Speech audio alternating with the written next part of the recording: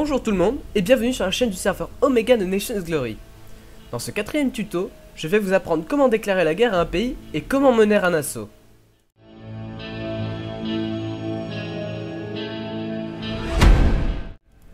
Aujourd'hui, je vais vous présenter comment faire une guerre, les méthodes à appliquer et les règles à respecter.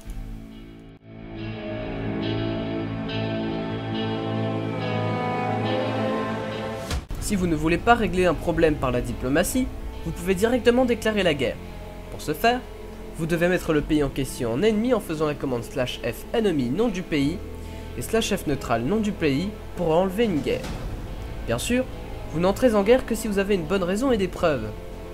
N'oubliez donc pas de vous munir de preuves si le pays en question conteste la demande de guerre. Les raisons de guerre seront données plus tard dans la vidéo. Pour déclarer une guerre, il faut bien évidemment une raison valable.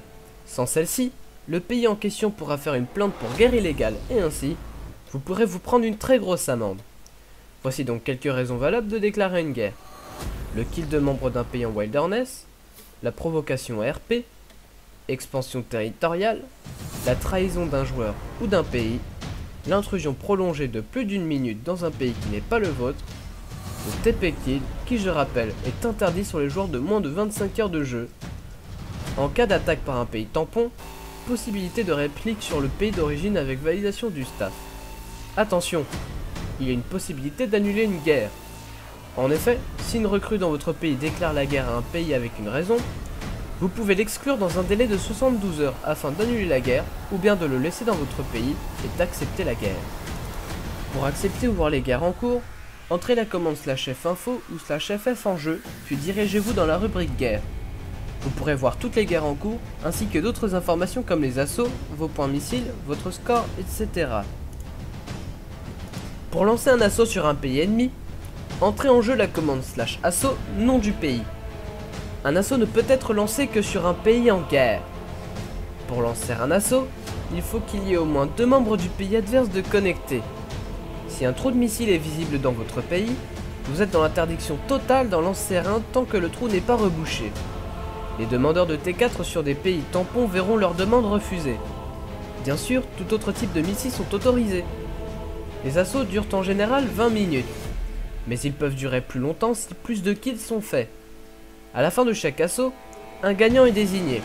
Un message annonçant la fin de l'assaut sera envoyé dans le chat. À partir de ce moment, l'assaut est terminé. Tant que le message n'est pas envoyé, l'assaut n'est pas fini. Dans le cadre d'un jeu d'alliance roleplay, il est possible de réclamer une aide pour attaquer ou vous défendre. Ce jeu d'alliance est possible dès le premier jour de conflit. Cependant, les deux alliés n'autorisent en aucun cas l'utilisation d'explosifs. Pour aider durant un assaut, il vous faudra entrer la commande /f assaut join nom du pays en jeu dès lors qu'un pays allié est lancé un assaut.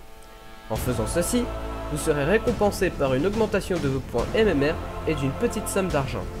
Et voilà, c'est la fin de cette quatrième vidéo. Si vous l'avez aimé, n'hésitez pas à mettre un petit pouce bleu et de vous abonner si vous voulez voir plus de vidéos de ce style. Si vous avez des idées, n'hésitez pas à nous les faire savoir dans l'espace commentaire. En tout cas, on vous souhaite une très bonne journée ou soirée et à la prochaine pour une nouvelle vidéo. Ciao!